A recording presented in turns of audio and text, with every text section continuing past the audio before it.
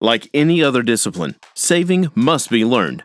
Think of it as training to become a warrior, a financial warrior. There should be a desire to see it through because the road gets tough. There should be a constant search for knowledge to better oneself, and of course, there should be a saving goal that one intends to hit. Number 10. Flee from debt. Some opponents are just not worth the fight. Debt is one such opponent. Having debt weighs on your enjoyment. It's hard to spend money on other necessities when you get reminded of how much you owe when you get home. The risks are so high if you fail to pay off your debt in time. The average American has about $5,000 in credit card debt. The number gets bigger when you consider mortgages, car loans, personal loans, student loans, and so much more. When you consider the interest rates of some of those loans, it's no wonder that most people can't save.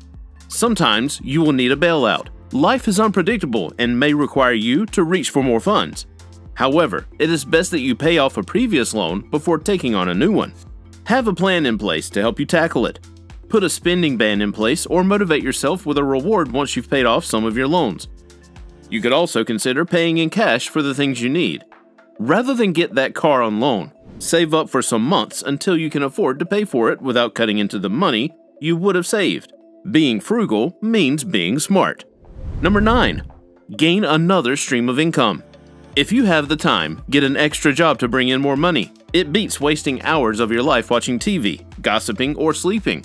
If you have more money than you can spend, then you have got extra to start saving.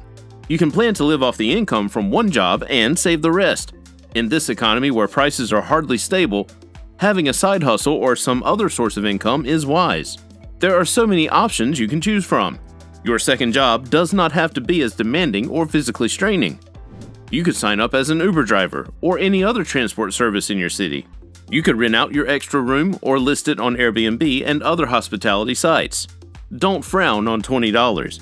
It's extra money you didn't have before. Freelancing is also a good way to earn money while you put your passions or skills to use. People have reported making six-figure incomes from their freelancing gigs.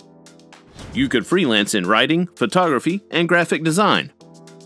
You still need to be disciplined about handling the extra money coming in, or you still won't make your savings. Every little bit counts for frugal living. Number 8. Save on utilities. The way you use your resources may make or break your savings account. Utilities are convenient. Having your laundry done in a machine beats having to do it with your hands. But you need to be responsible with how you use your utilities. Turn off the light when you leave a room and close the tap when you are done using it. These seem like simple things to do but go a long way in helping you save money. Consider how you use the machines you have in your house.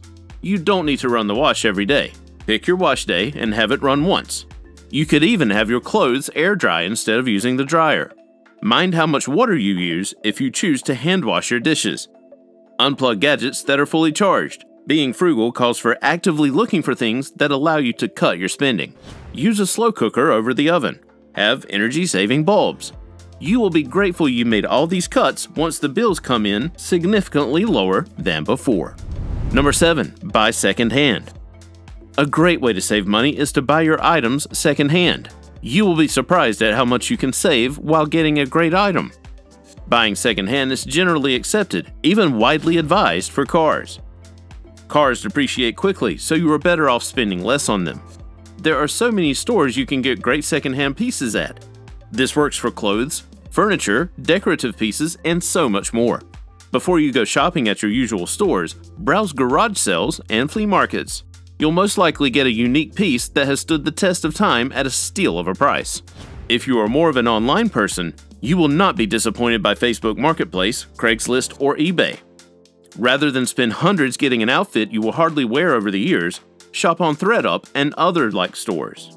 You should also buy from local and small businesses. Their purchases are usually more affordable and their customer care is more personal. If you're an impulse shopper, keep away from window shopping in extravagant stores. Even if you convince yourself it's just browsing, you may give in to your temptation to pick out something. Number 6. Max out of free entertainment options. Having fun does not have to be expensive. It can be healthy, social, and pocket-friendly. Before you sign up for events you can't afford, browse around for those you can. Rather than invite your friends to an expensive restaurant, you can enjoy an evening at your home with simple snacks, great games, and wonderful conversations. A picnic is also a great idea. You don't need to watch every movie in the cinema, losing money on tickets, snacks, and transport. Rent a movie and watch it in the comfort of your home. Have a library card so that you can borrow books instead of buying them to read only once. Attend free festivals in your city, or go to public gardens and museums for a change of scenery. Go to the beach with your friends or take a stroll in the park. You've got to be creative if you want to save. This will also prove that you don't need a lot of money to have fun. Number 5. Go green. It is advisable to make living decisions that are great for the environment and good for you as well. An easy way to remember this is by using the 3 R's: reduce, reuse, and recycle. You can apply this to your transport. Think of ditching your car if you're in a city with great public transport systems.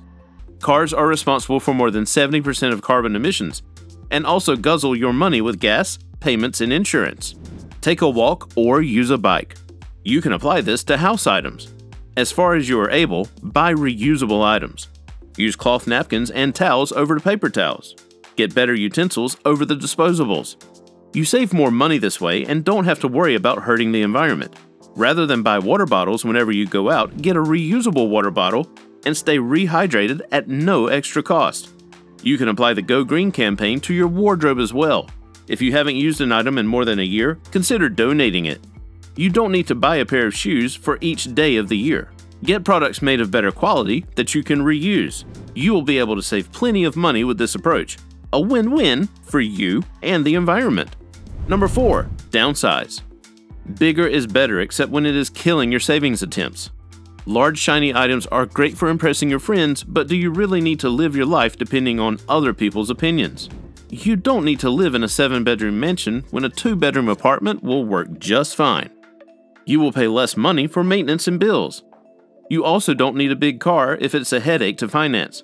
Downsize to a smaller, manageable car. Go through all the things you spend money on and see what you can cut money on. Review your streaming subscriptions. You don't need to subscribe to 8 platforms and lose over $130 a month. You don't need to go to the gym for exercise. This doesn't mean that you should give up on exercising, just other cheap options. Go for a run in your neighborhood or work out at home. Downsize your social life as well. You don't need to make it for every event you are called to. Pick the ones you want to attend and show up for those. A frugal life requires that you learn how to say no, to yourself and to those around you. Number 3. Meal prep. Food is important, but just as it is important, it is one of the things that take up a lot of money.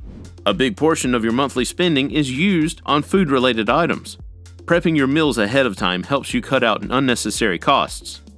You'll be able to know what is in your pantry so that you are not double buying different products. This will also prevent food waste and save you plenty of money. You can prepare your food for a week so that you are not tempted to order in.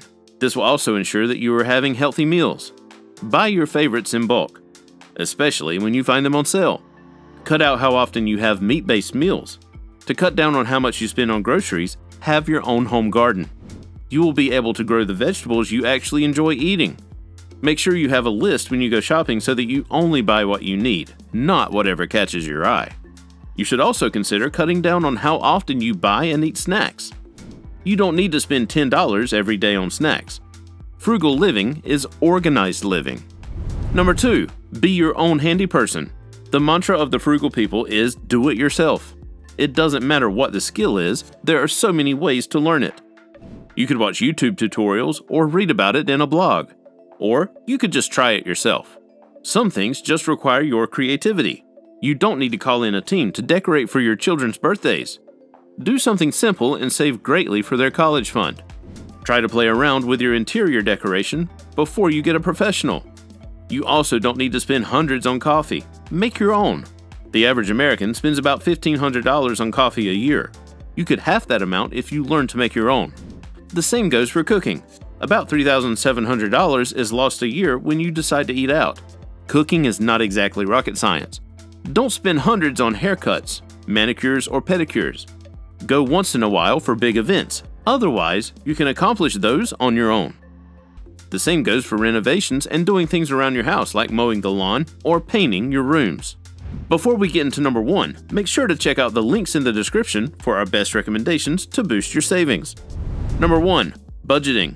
You need a budget if you ever plan on saving. A budget will let you know what payments are due, what items are unnecessary, and help you keep track of how much money you've got coming in and going out. A budget is not restricting.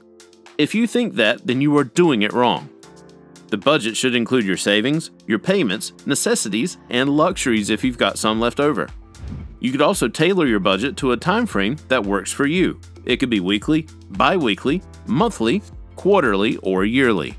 The first thing on your budget should be your savings. Saving is paying yourself first. If you are strict about paying all the people who render services, then there is no reason why you would skip on paying yourself. If you keep to your budget, you won't become a victim of double shopping or impulsive shopping. Have a day and cash set aside for when you go shopping so that you are not tempted to go off budget. You'll also be able to make your payments in time, avoiding those late payment charges. Make room for fun. Life doesn't have to be all dull, so plan for some of the things that bring you great joy. This way, you won't be tempted to cut from your savings.